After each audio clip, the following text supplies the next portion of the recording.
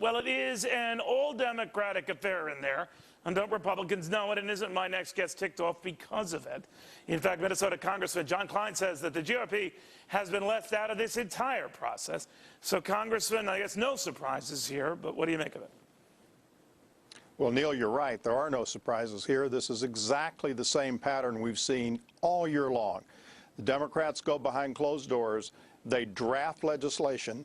In some cases, they haven't even presented it to the rest of Congress, the Republicans, until hours before we're asked to vote on it. This is a continuation of that pattern, and the notion that I think the Speaker put forward earlier, that this is the most open and transparent process that anybody in Congress today can remember, is just simply not the case. But, you know, I've had a lot of them on. I'm sorry, sir, but I had a lot of them on, or at least when it comes to the White House chef. I've had that on.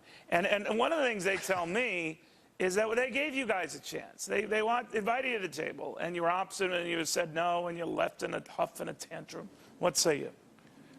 That's just simply not true. We have been pressing all year long to be brought to the table. We've had great ideas and great alternatives to present on their cap and trade legislation, on the so-called stimulus bill, and certainly on health care.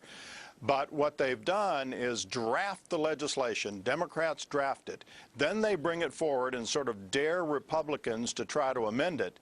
And then they go back and draft another hundreds of pages of a manager's amendment and bring it forward and dare Republicans to amend it. That's not the way to get serious legislation done. This affects 1/6 of the economy and every single American.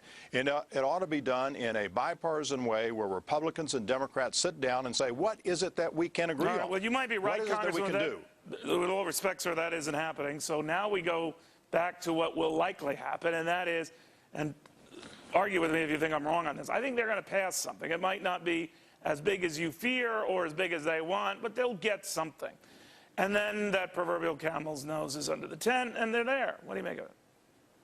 Well, certainly that's a fear. And every Republican in the House and the Senate is going to be pushing back against that. What we want is to come together and work on something that will actually lower the cost of health care and lower the cost of premiums. And what they're trying to do is, once again, put speed over policy. And you're right in, I believe, in their hope that they're going to get something passed. And the question is how bad is that? And if it's as bad as it looks in either the House or the Senate version right now, then we're going to have to do everything we can to push back against that. And frankly, as soon as we get the numbers, to change it. What do you make of these numbers that show that the healthcare spending in general, in the aggregate, started declining precipitously last year, and particularly in the last 3 months to the last month?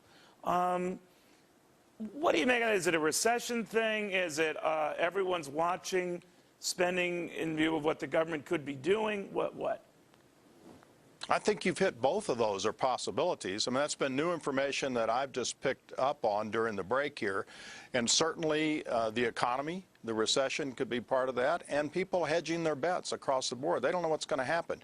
And you know this very well because of the very name of the show that you're hosting here, that businesses are very, very concerned about what's going to happen. They don't know. They're living in a world of uncertainty. They're trying to make decisions. They don't know what's going to happen with energy. They don't know what's going to happen with health care. They don't know what's going to happen with taxes.